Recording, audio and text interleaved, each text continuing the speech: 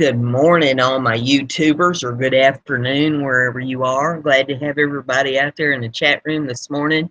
Say that they've all been talking about their gardens.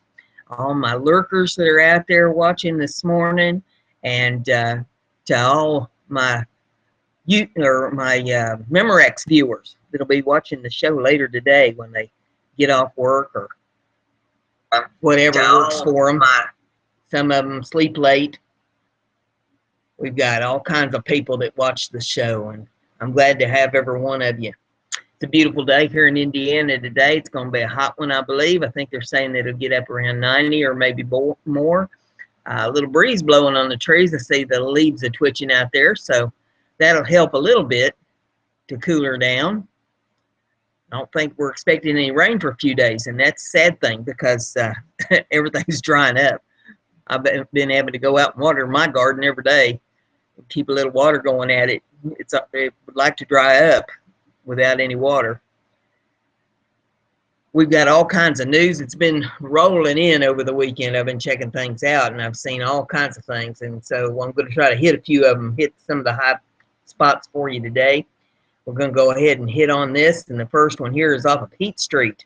All the URLs from all these things that I'm bringing to you are in the description of the video. So you want to check some of them out later, you're welcome to. Some of them have some video and stuff with them. But this one says, Feds raid home, office, and pub of Philly union boss tied to the DNC and the Clintons. During the Democratic National Convention, the office of Philadelphia's most powerful construction union stood out, decked in an enormous sign declaring Hillary for president. But on Friday morning, the union headquarters captured public attention for a different reason, in a yellow Penske semi-truck parked on the curb outside, packed with dozens of boxes of evidence lugged out of the office by federal agents. Authorities raided not only the office of the International Brotherhood of Electrical Workers, Local 98, but also the home of its powerful leader, Johnny Doc Dougherty, who is also head of the Philadelphia Building and Construction Trades Council.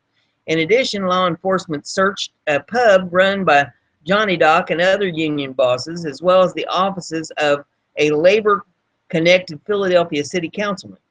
The searches occurred just a week after Johnny Doc and the construction unions played a central behind-the-scenes role at the Democratic National Convention in Philadelphia. Earlier this year, Johnny Doc had accompanied Philadelphia Mayor Jim Kenney and Congressman Bob Brady for a meeting with Hillary Clinton to discuss union issues, including project labor agreements, posing for a photo with her. And there's a picture of that if you want to see it in the article. It says, and in June, Johnny Doc inked a project labor agreement with the DNC, vowing not to strike or picket. In exchange, Democratic officials used union labor for hundreds of convention-related positions. Johnny Doc posted Facebook photos of himself at the convention site last week and told Philadelphia Inquirer his union spent more than $80,000 on parties attended by local power brokers. Such flashy expenditures may now be central to a growing federal probe of Johnny Doc and his union. The Inquirer reported that the investigation involves agents from the Federal Bureau of Investigation and Internal Revenue Service, focusing on the alleged misuse of union funds. Already, some rank-and-file Local 98 members held grudges about how union funds collected through dues, as well as money they are pressured to contribute to the union's political action committee, ended up at a bar operated by top union brass, Doc's Union Pub, which was searched on Friday. Since 2012, Local 98's PAC has directly spent more than $206,000 at Doc's Union Pub. In 2015, Union also spent $5,500 in union dues at a restaurant Heat Street has discovered after reviewing Federal Election Commission records. In the last decade, Local 98's PAC has also spent more than $364,000 at Mike's Connell Catering, a catering company that appears to operate solely out of Doc's Union Pub, the records show. Similarly, between 2001 and 2012 alone, Local 98 supported political candidates, and committees spent more than $455,000 at Doc's Union Pub and Mike Connell Catering. The union's Department of Labor disclosures also contain some eyebrow-raising expenditures. In the past few years, Local 98 has spent more than $12,000 for holiday gifts at the luxury retailer Coach, more than $32,000 for the services of a massage therapist, and hundreds of thousands of dollars on tickets to promote job creation at Philadelphia's football, baseball, and hockey games. This isn't the first time Johnny Doc's dealings have drawn federal scrutiny. A decade ago, the FBI searched the union boss's home, failing to file charges, though the search warrant alleged that the union boss's bank account showed strange movement of large amounts of money in what appears to be an effort to conceal financial dealings. Similarly, an electrical contractor pleaded guilty in 2008 to 99 counts, including illegally providing a bribe, payment, or thing of value to a Local 98 dealer. In this case, $115,600 in free work on Johnny Doc's East Monomessing Row house, the same one searched Friday. Johnny Doc was never charged in connection with the case, though the same law prohibits union officials from receiving such gifts. That same electrical contractor, Donald Gus Dougherty, who is not related to Johnny Doc but has been his friend since childhood, also pleaded guilty to stealing from Local 98's Health and Welfare Fund. But since his release from prison in 2010, Local 98 has paid his company, Dougherty Electric, $470,000 for a market recovery supplement, also listing subsidy to contractor to create jobs in several Department of Labor filings. Beyond Local 98's financial dealings, Johnny Doc has also received other recent scrutiny. As Heat Street reported earlier this year, the union spent more than $10,000 on 3 drones, deploying one to tape the work outside of a builder who did not use entirely union labor on a hotel project. And in February, Johnny Doc was accused of punching a non-union worker in the face. Local 98 spokesman Frank Keel says the union and Johnny Doc are cooperating with law enforcement. Local 98 undergoes an extensive annual audit and is subject to many layers of financial controls and oversights, which makes us question media reports of allegations of financial impropriety as the basis of the investigation, Keel said in an emailed statement to Heat Street. Similarly, the search of Johnny's home is puzzling, since nothing in it or about it has changed since the last time the FBI searched it a decade ago. The FBI cannot be reached for comment. In 2015, several union members from Philadelphia's Ironworker Local 401 were convicted of running their union like an organized crime syndicate. The FBI had successfully charged them with federal crimes including arson, violent crime in the aid of racketeering, and conspiracy under the Racketeering, Influence, and Corruption Organizations Act. So there you have that. That'll be interesting to see how all that turns out. The next one that I have for you is a very, very short one, but very telling nonetheless. And it is a video, but I'm just going to play you the audio on it. And the title of it is State Department Spock's Laughs Off Idea of Briefings Being an Exercise of Transparency and Democracy. And it's 30 seconds long. And I'm going to start it right now. Anyway, welcome to the State Department. I think we have some interns in the back. Welcome. Good to see you in this exercise of transparency and democracy. Is that what it is? Sorry, I thought it was. I thought it was an exercise in spin and obfuscate. All right. Can you tell me this is my last briefing before vacation? Okay. And there you have that. That's how they treat it. As I recall, back when Obama was running for president, one of his main claims to fame was that he was going to have transparent candidacy and that we was going to know everything that was going on. Uh-huh. We see how that's worked out, haven't we? I'm pulling the next one up here. This one is off of Red Flag. And this says, ISIS Muslim captured in Detroit with grenade launcher and grenades. An ISIS Muslim has been captured in Detroit armed with 37 mm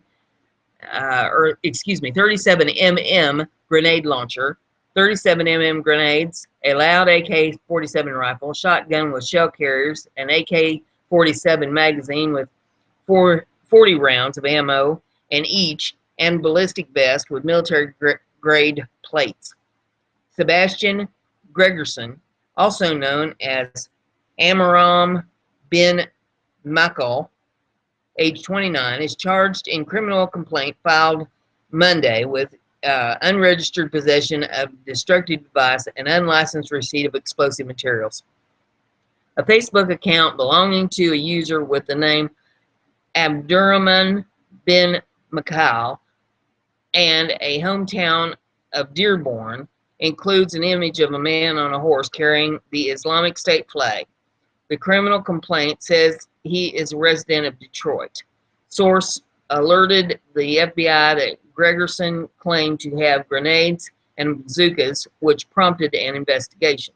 The investigation, it says, during the course of the investigation, agents said they obtained records showing that Gregerson purchased an arsenal of weapons, ammunition, tactical gear, and tactical training materials. The items included 7 fixed blade knives of significant length, hundreds of rounds of AK-47 ammunition, 2 balaclava ski masks covering all but the eyes, car holster, and Kalashnikov training video, according to records. According to agents, the purchase of training videos for the weapons made it unlikely that they were purchased for recreational use. Records show that Gregerson purchased road spikes on eBay. Court authorized tracking of Gregerson's location indicated that he visited an outdoor store in Dearborn and bought long-barreled firearm with a barrel that folds upward and back, reducing the length of the weapon and making it easier to conceal, authorities said. An FBI surveillance team said it saw Gregerson buy a pistol in the parking lot of a gas station in Belleville. During the recorded conversation with undercover FBI agent, Gregerson often spoke about weapons, particularly grenades and grenade launchers, authorities said. Gregerson described to the agent what tactics he would employ to attack a building using grenades and his interest in obtaining high explosives, the FBI said. He later told the agent about the construction of homemade high explosive grenades and showed considerable knowledge of the process, according to authorities. The agent provided a scenario for Gregerson to obtain military hardware. Gregerson talked about his interest in claymore mines, calling them a magical piece of equipment, the FBI said. The agent went to Gregerson's home and was shown a 37 millimeter grade launcher, 37 millimeter grenades, and a loaded AK-47 rifle, a machete, shotgun shell carrier, 6 AK-47 magazines with 40 rounds of ammunition in each, and ballistic vest with military-grade plates, authorities said. He also had a bag containing an AK-47 magazine and called it a grab-and-go bag, the agent said. At Gregerson's request, the undercover agent obtained smoke grenades and M67 fragmentary grenades, and they met at a gas station in Monroe, according to the FBI. Gregerson arrived at the meeting with a Beretta M9 that he said he would use as payment for the grenades, authorities said. After the exchange was made, Gregerson was taken into custody. Gregerson is being held pending a detention hearing Thursday in the U.S. District Court. So there you have that one. And the next one that I have, if it'll cooperate with me here. It's off of the National Review. And she's running slow today. I don't know if the heat's got her or what. Let's see. It says Obama's cash payment to Iran was more than ransom. It broke criminal law. And we spoke about this, I think, on Friday. That money that Obama paid in exchange for getting the prisoners back. It says the president hoped to camouflage what he knew to be against the law. Did it ever occur to President Obama to ask why he couldn't just cut a check to the Iranian regime? Outrage broke out this week over the revelation that Obama arranged to ship the mullahs piles of cash worth $400 million and converted into foreign denominations, reportedly in an unmarked cargo plane.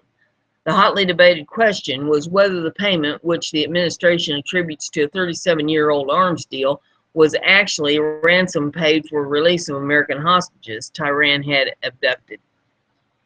It is a waste of time to debate that point further. The Iranians have bragged that the astonishing cash payment was a ransom, and Obama has been telling us for months that we can trust the Iranians. The hostages were released the same day the cash arrived. One of the hostages has reported that the captives were detained an extra several hours at the airport and told they would not be allowed to leave until the arrival of another plane. Inferentially, the unmarked cargo plane ferrying the cash. The reason American policy has always prohibited paying ransoms to terrorists and other abductors is that it only encourages them to take more hostages. And as the night follows day, Iran abducted more Americans since Obama paid the cash. No matter how energetically the president tries to lawyer the ransom issue, if it looks like a duck, quacks like a duck, well, you know. More worth examining is why the transaction took the bizarre form that it did. To cut to the chase, I believe it was to camouflage unsuccessfully the commission of felony law violations. The Wall Street Journal has reported that the Justice Department strongly objected to the cash payment to Iran. As we shall see, that should come as no surprise. What is surprising is the journal's explanation of justice concerns. Department officials, it is said, fretted that the transaction looked like ransom payment. I don't buy that. It is not a federal crime to pay ransom just to receive one. Our government's stated disapproval of paying ransoms is a prudent policy, not a legal requirement. The Justice Department's principal job is to enforce the laws, not to enforce good policy in foreign relations. It seems far more likely that the Justice was worried that the transaction was illegal. If they were, they had good reason. Says at the press conference Thursday, Obama remarkably explained the reason that we had to give them cash is precisely because we are so strict in maintaining sanctions and we do not have a banking relationship with Iran. Really, Mr. President? The whole point of sanctions is to prohibit and punish certain behavior. If you, especially you, Mr. President, do the precise thing that the sanctions prohibit, that is a strange way of being so strict in maintaining them.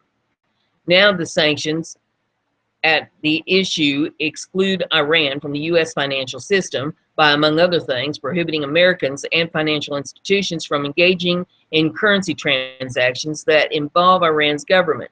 Contrary to nuclear sanctions that Obama's Iran deal, then the Joint Comprehensive Plan of Action attempt to undo the sanctions pertinent here were imposed primarily as a result of Iran's support for terrorism. That is significant. In pleading with Congress not to disapprove of the JCPOA, or the Joint Comprehensive Plan of Action, Obama promised lawmakers that the terrorism sanctions would remain in force. Terrorism-related sanctions against Iran trace back to the early 1980s, shortly after the jihadist regime overthrew the Shah, stormed the American embassy, took hostages, Hezbollah's killing sprees. But the sanctions most relevant for present purposes stem from President Clinton's 1995 invocation of federal laws that deal with national emergencies caused by foreign aggression. Clinton concluded that Iran had caused such an emergency by, among other things, its support for international terrorism. Note that this was even before Iran killed 19 members of the U.S. Air Force in the 1996 Kabar Towers bombing in Saudi Arabia. To this day, Iran remains on the government's list of state sponsors of terrorism. Clinton's state of emergency declaration has been annually reviewed ever since. Let that sink in. Notwithstanding Obama's often shocking appeasement of Tehran, he has been renewing the state of emergency since 2009, most recently 5 months ago. Indeed, it is worth noting that the Obama State Department's latest report on state sponsor of terrorism has to say about Iran. This is from the first paragraph. Designated as state sponsor terrorism in 1984, Iran continued its terrorism-related activity in 2015, including support for Hezbollah, Palestine terrorist group in Gaza, and various groups in Iraq and throughout the Middle East. In 2015, Iran increased its assistance to Iraq Shah terrorist groups. Iran used the Islamic Revolutionary Guard Corps Quds Force to implement foreign policy goals, provide cover for intelligence operations, and create instability in the Middle East. The IRGC-QF is Iran's primary mechanism for cultivating and supporting terrorists abroad. It is due to this atrocious record that Congress pressed Obama to maintain and enforce anti-terrorism sanctions, which the administration repeatedly committed to do. This commitment was reaffirmed by Obama's Treasury Department on January 16, 2016, the implementation day of the JCPOA. Treasury's published guidance regarding Iran states that in general, the clearing of the U.S. dollar or other currency-denominated transactions through the U.S. financial system or involving a U.S. pension remain prohibited. And there's a section that you can go to look at that if you want to see it. It says, I've added italics to the highlight that it is not just U.S. dollar transactions that are prohibited. Foreign currency is also barred. Obama's cash payment, of course, involved both, a fact we'll be revisiting shortly. Treasury guidance in cities to what's known as the ITSR, Iranian Transaction and Sanctions Regulations, the part of the Code of Federal Regulations that implements anti-terrorism sanctions initiated by President Clinton under federal law. The specific provision cited is Section 506.204, which states the exportation, re-exportation, sale or supply directly or indirectly from the United States or by a United States person wherever located of any goods, technology, or services to Iran or the government of Iran is prohibited. The regulation goes on to stress that this prohibition may not be circumvented by exporting things of value to a person in a third country when one has knowledge or reason to know that such things are intended specifically for supply, transshipment, or re-exportation directly or indirectly to Iran or the government of Iran. To summarize, the anti-terrorism sanctions are still in effect, a fact the administration has touted many times. Obama conceded at his press conference both that the sanctions are still in effect and that they apply directly to his $400 million payout to our terrorist enemies. But here's the president's problem. While he is correct that the sanctions barred him from sending Iran a check or wire transfer, that is not all they forbid, not by a long shot. They also make it illegal to do what he did.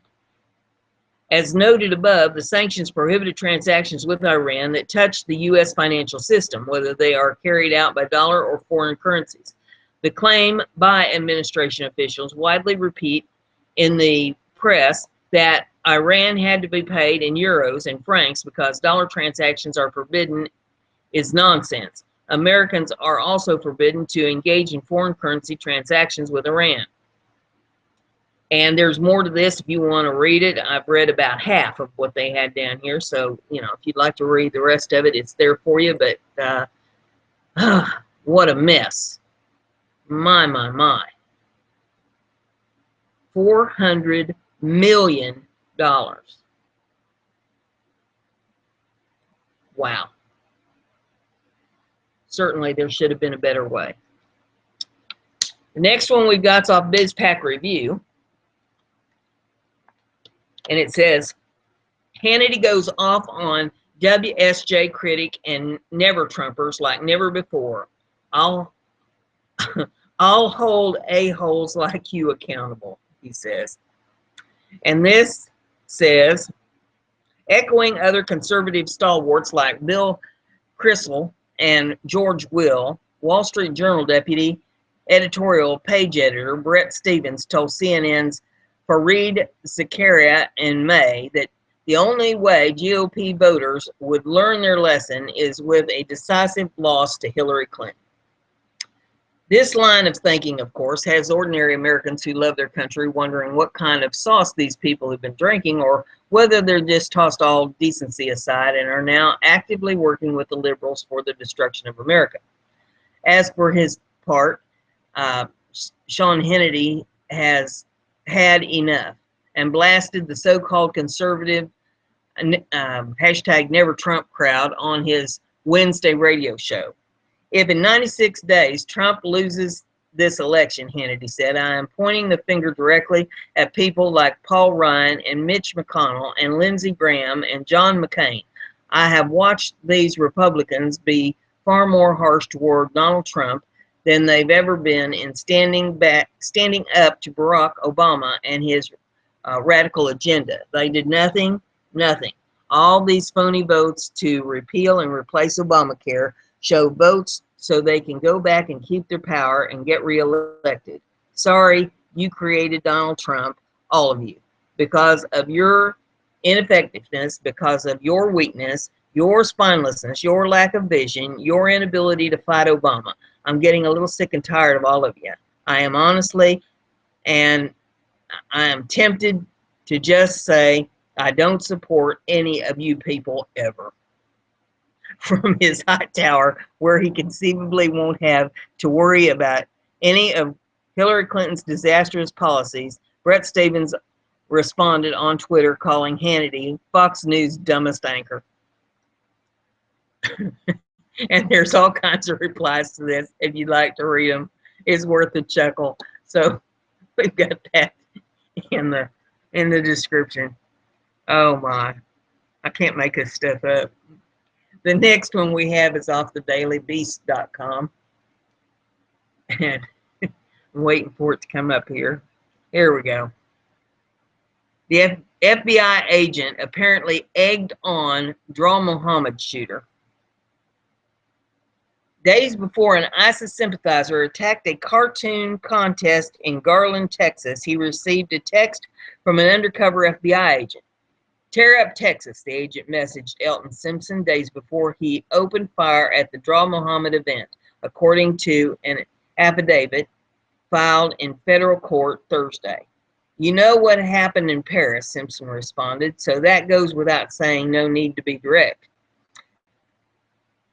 That revelation comes amidst a national debate about the use of undercover officers and human sources in terrorism cases. Undercover sources are used in more than half of ISIS-related terror cases, according to statistics kept by the George Washington University Program on Extremism, and civil liberties advocates say some of those charged might not have escalated their behavior without those interventions. It would certainly be inappropriate for FBI undercover agent or cooperating witness to provoke or inspire or urge a person to commit an act of violence. Michael German, a former FBI agent now at the Brennan Center for Justice, told Daily Beast. I could imagine an undercover agent thinking it was just the hyperbolic rhetoric they're participating in, and it wasn't an intent to go to Texas and do harm. The affidavit raises a lot more questions than it answers, and I would hope that overseers within Congress and the Justice Department would want to take a hard look at the scope of this investigation, he added. The texts were included in the indictment released Thursday of Eric Jamal Hendricks of Charlotte, North Carolina. He was charged with conspiring to provide material support to ISIS. The 35-year-old tried to recruit other Americans to form an ISIS cell on secret compounds and introduced an undercover agent to one of the Draw Muhammad attackers, according to the FBI. But Hendricks did more than make a connection. According to the court papers, he asked the undercover officer about the Draw Muhammad event's security size and police presence during the event, according to, and now it's jumping on me, let's see.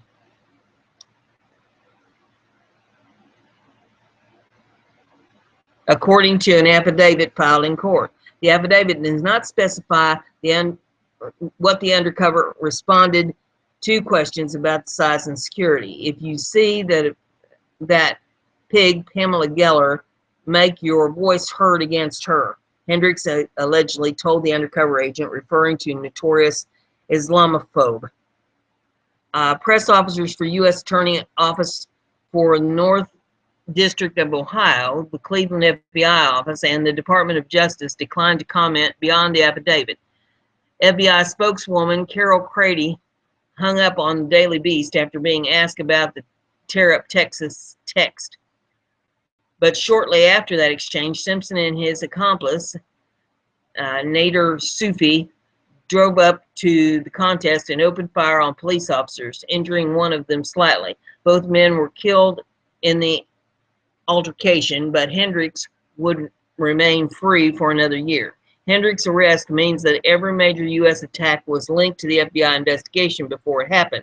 Seamus Hughes, deputy director of the program on extremism at George Washington University, told the Daily Beast. The fact that they had undercover employee already and had him there, that tells me that's something they were concerned about, he said. And this goes on, if you want to read more about that article. I don't think it comes to any great surprise of those of us who have been paying attention that these people are being egged on by FBI officers. The next one we have here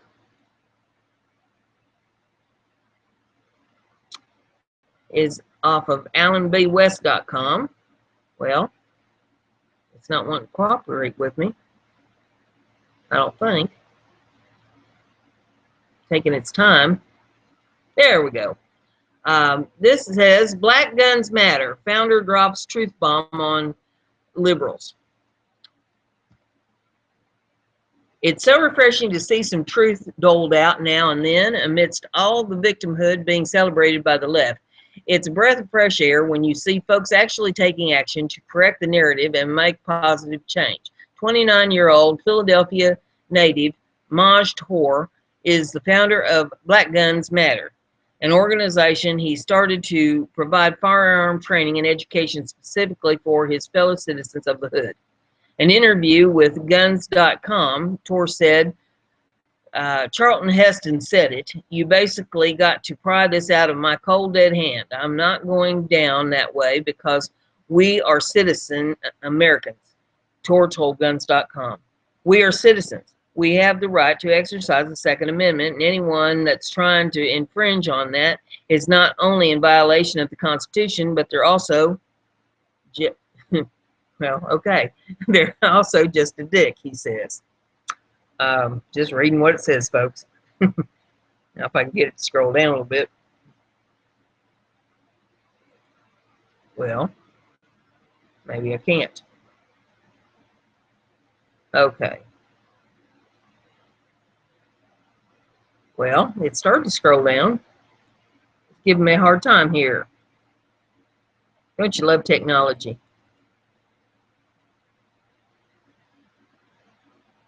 Lord have mercy. Slow, slow, slow. And now it's going to change pages on me. Gee whiz, come on.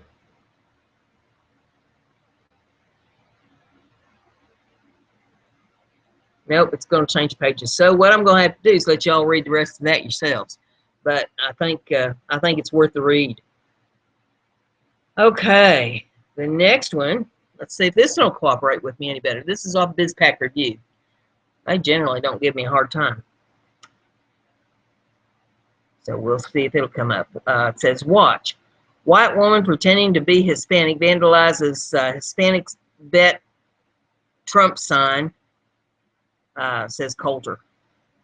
And it says, there probably aren't very many Donald Trump signs in Andrews, Massachusetts, or anywhere else in the very liberal state, but the brave souls who do display them had best watch them closely. Andover police have charged Susan Bryant with 1 count of assault by means of a dangerous weapon and 4 counts of defacing property after the woman allegedly vandalized the homeowner's Donald Trump campaign sign and almost ran over him when confronted. Conservative author Ann Coulter made this observation. And this is the tweet she put out. Hillary's Hispanics white woman, Susan Bryant, pretending to be Hispanic, vandalizes Hispanic vet Trump sign. If anything, Bryant was creative. She allegedly painted gold star fail on one side, referring to Trump's criticism of Khazar Khan, and Putin's expletive on the other. The homeowner, retired veteran Art Gonsalves, told CBS Boston that this isn't the first time he's had his signs vandalized until he finally decided to put a camera up. We have her on film defacing my signs, Gonsalves said. When he saw her on camera and came out to try to reason with her, the vandal sped off so fast the homeowner was forced to avoid getting hit by jumping behind a kid's riding toy.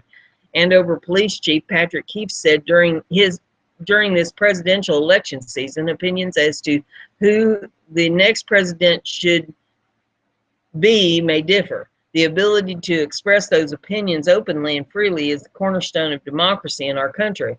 Our concern is when people take it upon themselves to wrongly extend their ability of expression into vandalism and assault. The victim in this case was only protecting his freedom of speech and expression. We ask for the community's help in allowing all to express their opinions in safe, legal ways. And there is a video on this if you want to see that. So if you're going to put signs out, be prepared to defend them, I guess, or let them tear them up. That's how people are behaving. Man, seems to me like people would have something better to do with their time, but I could be wrong. Okay, the next one here, this has to do with the Olympics, and it's off of constitutionrising.com. We'll get the little ad to go away off of here. Okay, Obama. Olympics prove imported foreigners better than Americans. Obama says, Americans are nobody. Foreigners elevate U.S. His vision will save us. Diversity, not Americans, is what is great. And here's the article. It says, Hussein Obama always finds a way to remind us that we are, in his view, merely global citizens. As Obama sees things, America is a global collection point, not unlike a landfill. The more varied the sources of the garbage are, the stronger our combined stench. All garbage, regardless of its source and content, has an inherent right to be deposited in our collective dump and further polluted. By some miracle that defines his perception, our land can never be filled. Obama can't let a globalist gathering like the Olympics pass without using it to press one of his world Islamic agenda. He demeans us to say that our greatness is due to the depositing of foreigners here. The usurping foreigners of Indonesian citizenry tell us our only saving grace or virtue as a nation is the fact that we are an international dumping ground. It is the greatness of other nations that we exploit and draw benefit from that makes the nothing that is American people into something worthwhile. The biggest piece of foreign trash creating the collective landfill is, as we all know, the scheming anti-American fascist liar. We Americans are great, much better, in fact, without him and his comrades, and when we choose who we will allow into our nation and who we will not. His investigation is illegal. Nobody other than an American citizen has right to be in our nation, and that includes him. But Americans are giving, generous people. We will be happy to provide him with the rent-free accommodations for life and a maximum security facility worthy of criminal of his stature. His weekly address makes the familiar globalist pitch that American always sets the gold standard because we're a nation of immigrants that finds strength in our diversity and unity and our national pride. That was a quote. The intention is clearly to diminish the achievements and status of the American people while elevating the invaders and providing legitimacy to his orchestrated invasion. He's telling us, you Americans are nothing. Your key to salvation is to accept the population of the world that hasn't achieved what you have in any endeavors. He hits a couple of key groups his division politics is centered on, women, including an Islamic fencing competitor. He's undoubtedly be promoting the achievement of Black Lives Matter participants, but there isn't a chanting competition in the opening and closing ceremonies are restricted to those willing to work for what they get. He also proudly mentions the refugee competitors, a propaganda stunt to provide legitimacy and recognition to the invasion efforts of his, while failing to recognize that he and Hillary Clinton are responsible for the mess in its entirety. Were it not for Hussein Obama and Hillary Clinton, there would be no refugee problem. If they were handling it differently, regionally, the problem they created would be much less critical. Facts don't get in Obama's way. He's got a Marxist propaganda message to get out. You didn't build that America, and nobody accomplishes greatness alone. If he has his way, being alone will be a luxury we remember from the good old days before Third World and terrorism was relocated to America.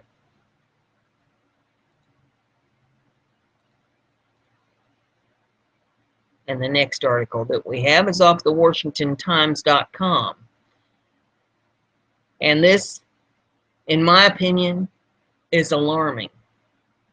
And I wanted to bring it to your attention. Government to lift moratorium on cross-species chimera research.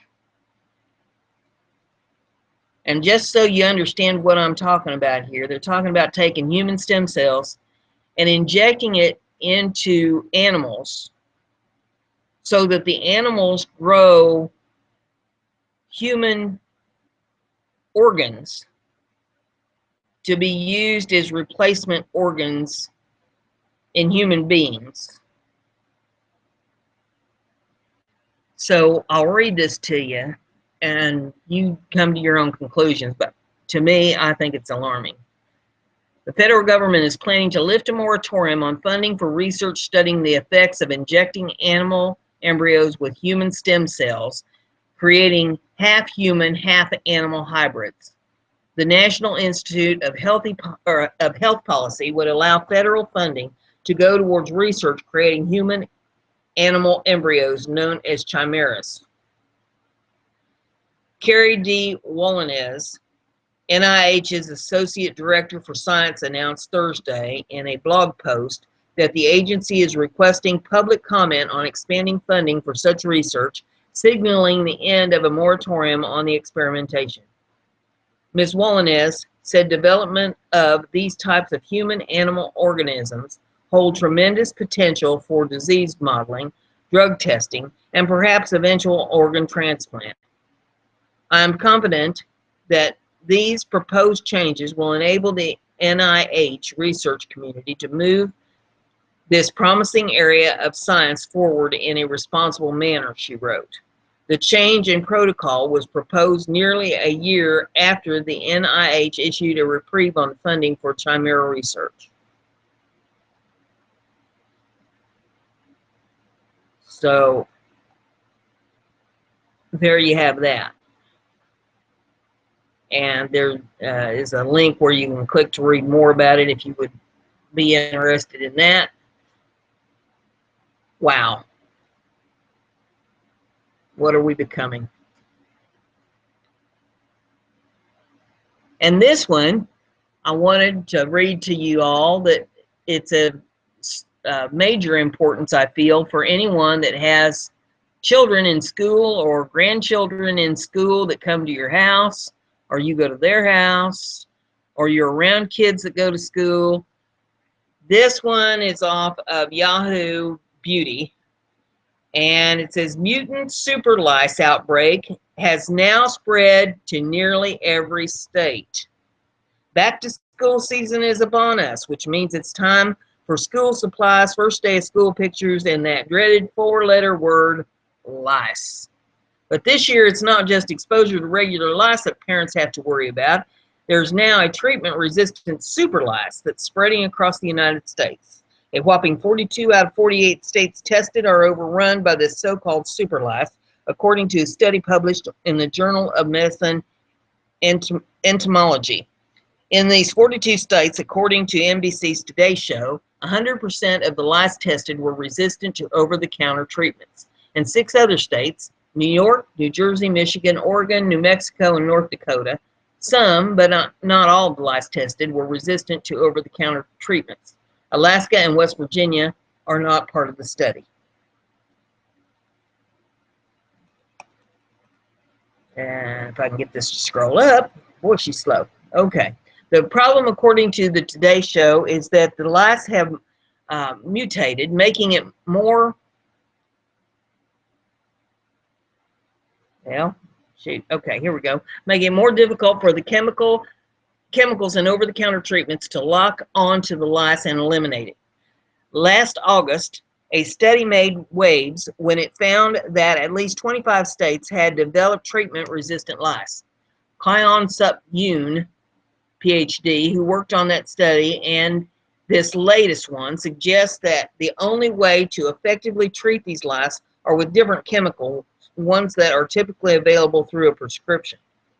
If you use a chemical over and over, these little creatures will eventually develop resistance, Yoon said last year, so we have to think before we use a treatment. The good news is head lice don't carry disease. They're more of a nuisance than anything else. Dr. Robin Gillis, the chief of pediatric dermatology at the Children's Hospital of Pittsburgh, told Today that if your child has head lice, it's more likely resistant lice than not. Gillis recommends that parents try to get rid of the infection by using over-the-counter treatments twice. Treat the entire head and leave it on for a few hours and then repeat a week later, she told Today. If you still see things moving after the second treatment, it's time to call the doctor. There are countless home remedies to treat lice, including putting mayonnaise, olive oil, and lotion on the scalp, but Dr. Gers cannot guarantee their effectiveness. To parents gearing up to send their kids back to school, keep the suggested plan of action in mind. Use over-the-counter treatment twice, and if the problem persists, pay a visit to the doctor for a prescription treatment. So I thought you all needed to be alerted to that. I had a friend several years ago that she homeschooled her children. She couldn't understand, how in the world they came down with head lice, but there was a little girl down the street that came to visit, and she was always scratching her head, and finally dawned on him that's where those lice was coming from. So be very careful around kids, because that can be a mess. I mean, not only do you have to treat the heads, you have to treat everything in your house. Any place the kids have laid down or sat in a chair, their head back against the back of the chair. I mean, everything has to be treated. The next one that I have for you, if I can get this to cooperate. There we go. This is off of Sunny Skies. Now, this is your warm and fuzzy. I always try to give you something to brighten your day up a little bit, because we've gone through all these negative things. We've got to have some positive. Everything has to be in balance. This one, police cook a lonely elderly couple dinner after they were heard crying. Last week, police in Rome were called to a block of flats after someone reported hearing crying and shouting. 4 officers arrived to the scene and found 84-year-old Joel and her 94-year-old husband, Michelle, in their small flat. The elderly couple hadn't committed a crime nor had burglars attempted to break in. Joel and Michelle had started to cry while watching television. Joel had asked her husband why there was so much hate in the news that day, and she had cried so loudly that someone in the building called the police. The elderly couple, who had been married for nearly 70 years, felt lonely. It had been ages since someone had visited them, they told the officers. On the kitchen table were some old grapes, a few signs of recent proper meal, so the officers waited for an ambulance to check on the couple. One officer prepared a plate of pasta for Joel and Michelle. The other 3 officers sat down with the couple for a conversation. Rome police, who shared the story on their Facebook page, said the couple told the officers of a life spent together, but also of how their loneliness was at times so suffocating, with only a television to keep them company. The police said that once they were in the flat, they realized there was no crime to report or forms to fill in, but much harder task to reassure a couple who needed help and some warmth. And there's a picture of the couple and the police cooking them a meal there. If you'd like to take a look at that URL, it'll be the last one in the lineup. And this just goes to show you, people seem to be self-centered and think about me, and all kinds of drama and fussing and fighting and feuding, and oh my goodness gracious, it just goes on and never, ever seems to stop. About the time you think it's going to stop, I'll be dogged if it don't start right back up again. Here is an example of how to better spend your time than thinking about yourself all the time, thinking about how you can cut somebody else up all the time, thinking about things that don't do any good.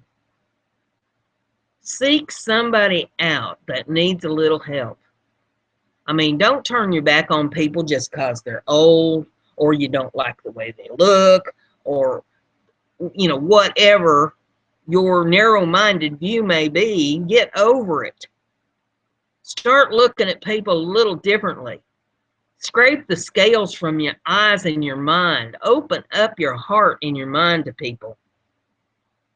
And when you see somebody that's alone, go make friends with them. Go talk to them. You might not know what kind of a person they are. You got to get to know them. They may have stories that you've never heard before, and might be the most entertaining individual that you've ever been around. And if you can do something nice for them, I mean, good grief, what did it hurt them fellers to boil up a pot of spaghetti? Not one thing. And I bet that it made their hearts feel warm too after they did it. So seek somebody out. I know there's got to be somebody in your neighborhood, somebody in your building, somebody around you in the next block, someplace around that you could be nice to if you wanted to be. So there is your challenge for today. Find somebody and be nice to them. So with that, I think we're going to shut her down for today, and I hope all of you have a wonderful afternoon and enjoy the beautiful weather. Open up your mind, ground yourself, set some balance in your life. Go plant your feet in the grass. Take a breath of fresh air. Free your soul and enjoy your life. And with that, we'll see you back here at noon tomorrow. Thanks for joining me. Bye.